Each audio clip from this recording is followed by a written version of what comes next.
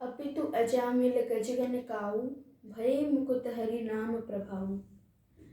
यहाँ पर बताया गया है कि अजामिल जी जो है उनका भी कल्याण नाम के प्रताप से हुआ, नाम के प्रभाव से ही उनका कल्याण हुआ। कैसे? जैसे कि वो कान्य कुज्य ग्राम के ब्राह्मण थे, तो उनके माता पिता वो भी बड़े भक्त थे, ब्राह्मण थे, उनके पुत्र थे अजामिल। अब उनकी एक स्त्री थी जो कि पतिव्रता थी। तो अजामिल जो है वो अपने माता पिता की सेवा करते थे एवं एक दिन वो जंगल में लकड़ी लेने जाते हैं, समाधि यानी समिधा बीनने जाते हैं। तब वो एक वेश्या को क्षत्रिय में रथ देखते हैं। तब उनके मन में भी काम उत्पन्न होती है एवं फिर वो घर न जाकर सीधे उसी गणिका के साथ चले जाते हैं एवं उनके बहुत से पुत्र होते हैं।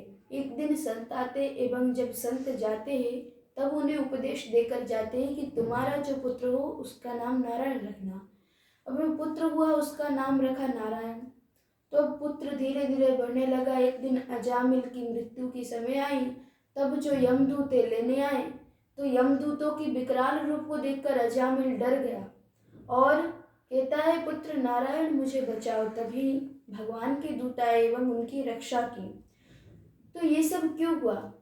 केवल मात्र नामाभास हुआ उनको, उसी से इतना सब कुछ हुआ। तो भगवान नाम अगर सच्ची प्रीति पूर्वक करेंगे तो फिर क्या हो सकता है? अब अजामिल को तो केवल मात्र नामाभास हुआ था, उसी से भगवान ने उनकी रक्षा की, भगवान ने अपना समझा। यमदूतों ने कहा कि नहीं नहीं, ये तुम्हारे भगवान के पार्षद नहीं, तुम्हारे भगवान के भक्त नहीं है, ये तो अपने पुत्र को पुकार रहा है, तुम्हारे प्रभु को नहीं पुकार रहा है। तो कहते नहीं, चाहे कुछ भी हो, इनके पुत्र का नाम तो अभी नारायण पड़ा है, पर भगवान के नाम अनंत है, वो सदैव भगवान के नाम नारायण ही रहता है। तो फिर इसने भगवान को ही पुकारा है, उस प्रकार उनकी रक्षा की। तो अजामिल का भी कल्याण क्यों हुआ? भगवान नाम आभास से। तो इसीलिए सभी को सच्ची प्रीति पूर्वक भगवत भजन करना चाहिए। श्रीमन महाप्रभु जी कहते हैं, नामाभाषे मुक्ति होय सर्वशास्त्रे देखी, श्री भागवते ताहा अजामिलो साखी। यानी श्री महाप्रभु कहते हरिदास जी से यही बात कहते हैं कि नामाभास से ही अजामिल का कल्याण हुआ। अब कोई कहेगा कि मैंने जो चौपाई कही है, अभी तो अजामिल गजगण काऊ, भये मुकुट हरि नाम प्रभाऊ। तो यहाँ पर तो ये नहीं बताया कि नामाभास से। तो श्रीमन महाप्रभु जी कहते हैं, नामाभाषे मुक्ति होय सर्वशास्त्रे देखी।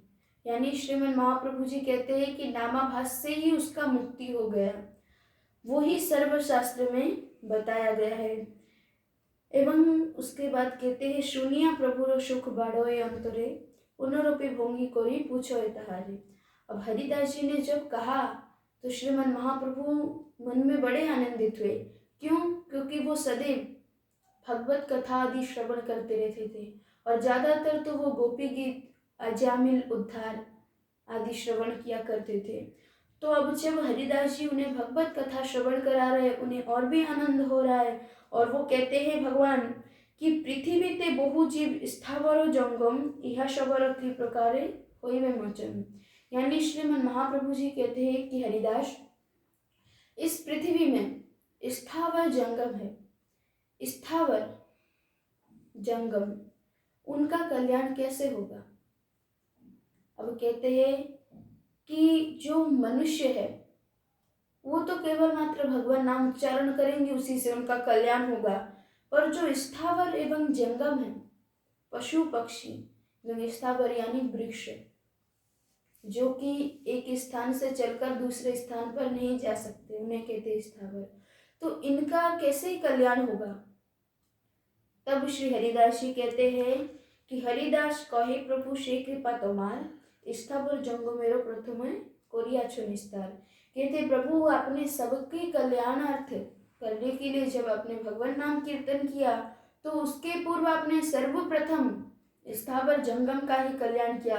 यहाँ तक कि आपके भगवान नाम की इतनी महिमा है कि जब आप कीर्तन करते हैं, पुलक अश्रु आपके हृदय में झरझर करके गिरते हैं उस समय आपके साथ पशु पक्षी आदि जो है वो भी नृत्य करते हैं, आपके साथ झारीखंड पथ में भी जो शेर और हरिण कभी एक साथ नहीं हो सकते वो भी आनंदित होकर के नृत्य कर रहे हैं आपके समक्ष।